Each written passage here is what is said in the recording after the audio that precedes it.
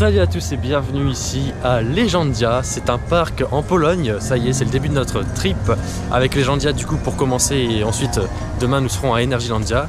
Mais on va commencer avec un parc plutôt sympathique, oui, puisque il se dresse devant nous une bête plutôt originale. Tu vas aller par là. Alors on ne sait pas du tout comment ça se passe exactement, mais voilà. Il y a Lake Coaster en face du lac, voilà, de l'autre côté. C'est très joli, c'est très joli. On va découvrir un petit peu le parc. C'est un petit peu, je pense qu'il y a des choses atypiques à découvrir ici. Mais voilà, on va évidemment découvrir en premier lieu Lake Coaster qui nous intéresse fortement, et c'est ce pourquoi aussi on est là aujourd'hui. Donc voilà, on commence directement par le must have à faire ici. C'est vrai qu'on est tout seul. Il n'y a personne, le parc est vide. Il fait pas très beau, mais c'est vrai que le parc est vraiment vide. Donc voilà, on va voir. C'est parti pour une journée à Legendia.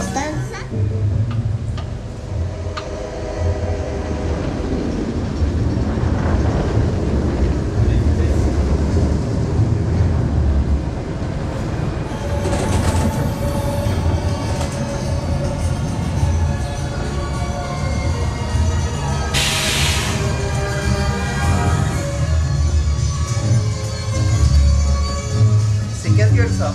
C'est casse-gueule, mais c'est stylé. Eh, c'est bizarre. Mais c'est casse-gueule.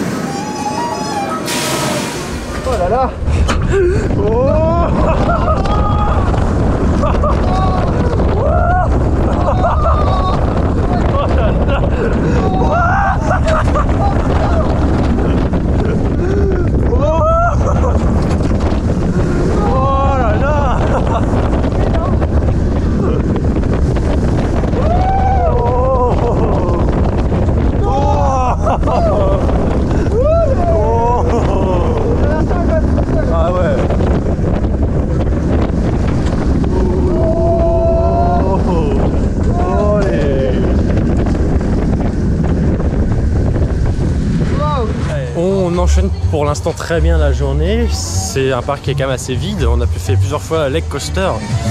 Je vous en reparlerai un peu plus tard dans la vidéo, mais c'est un excellent coaster. Petite déception en revanche, puisque le coaster qui est juste derrière moi, qui est un socket avec 2 loopings, est fermé pour raison technique, et semblerait qu'il n'ouvrira pas de la journée, hein.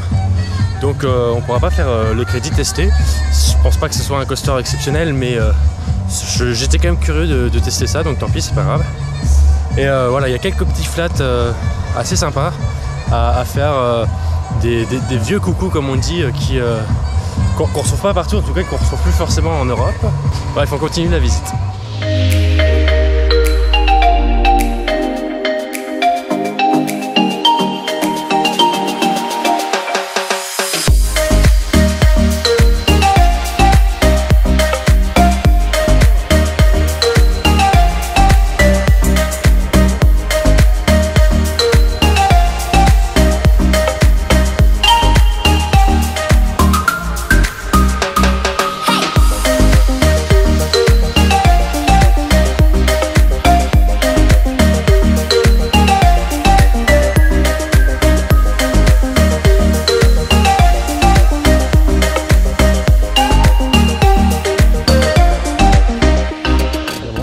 Ouais. Évidemment, c'est moi qui vais gagner. Allez. C'est parti. Ah, c'est nul. Ah, ça glisse pas. Ah, ça glisse que dalle. Ah. C'est celui qui a le plus de force dans les gens.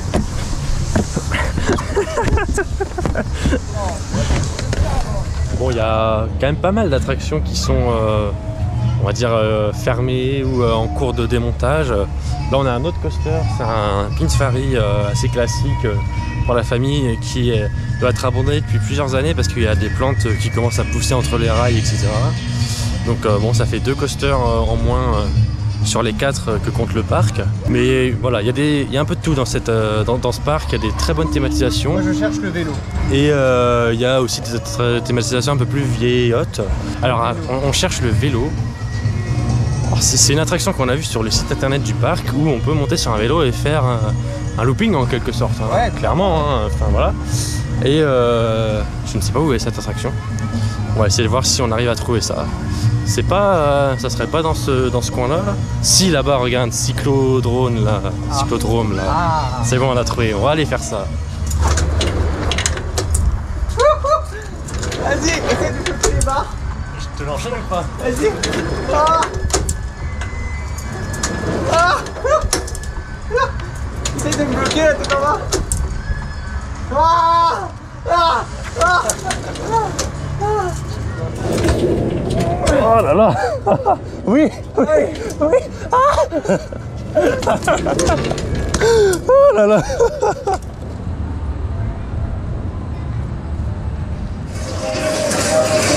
Proszę, pomóż nam! Te rośliny zwariowały!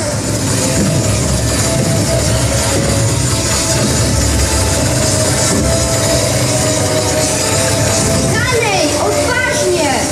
O, uciekamy!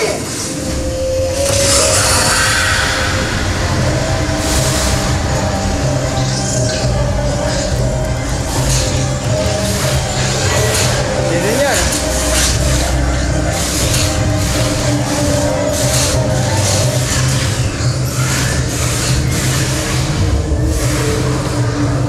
Ale ładnie to przytaszła.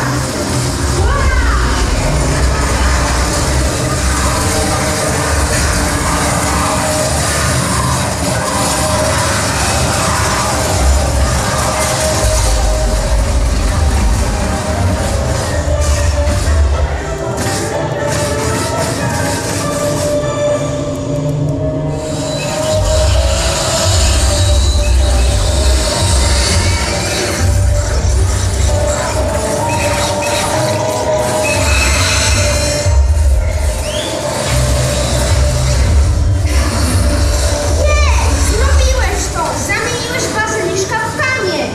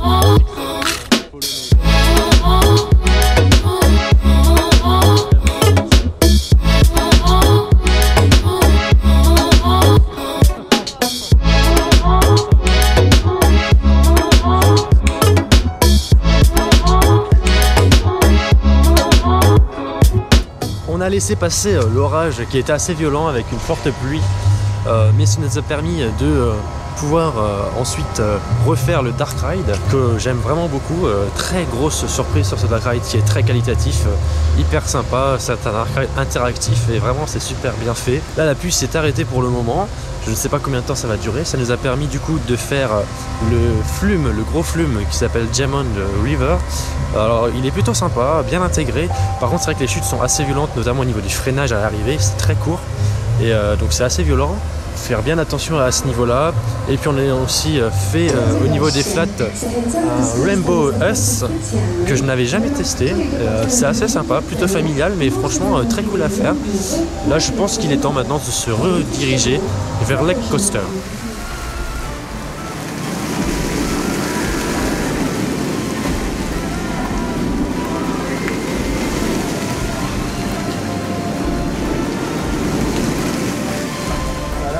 Oh là là. Oh là là.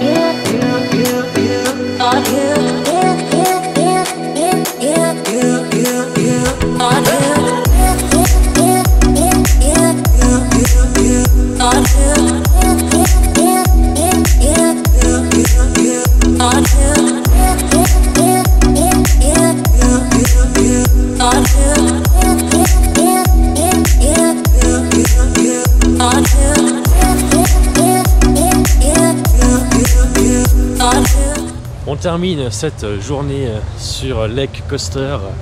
Alors on va revenir un peu plus longuement sur cette machine qui est incroyable. Incroyable. Elle est incroyable, elle est très complète. C'est un coaster vraiment super complet, que ce soit au niveau des sensations, il y a de l'airtime, il y a pas mal d'intensité, notamment au début, après la first drop où on a eu quelques voiles grilles. On a eu quelques voiles grilles quand même, on a enchaîné quelques tours. J'ai dû en faire 11 si j'ai bien compté. Et Erwan en a fait un peu plus. Donc ouais, on a bien enchaîné la machine. Elle est complète au niveau des sensations donc, mais elle est aussi complète au niveau de la thématique. C'est très bien intégré, la file d'attente est très jolie. Un peu surdimensionnée comme certaines autres files des dernières nouveautés d'ailleurs. Mais franchement très jolie. La vue qu'on a sur le parc depuis le lac avec Lake Coaster qui se voit un petit peu de tous les horizons, c'est quand même très sympa. Le Dark Ride, franchement, je pense que ça fait partie de mes Dark Ride favoris. En tout cas, il y a fortement moyen qu'il rentre dans le top 10 de mes meilleurs Dark Ride parce que je l'ai trouvé vraiment top. On ressent quand même qu'il y a un côté du parc, notamment la partie droite après l'entrée, qui est vraiment encore dans son jus et qui peut-être va avoir des améliorations et des investissements à l'avenir, je l'espère.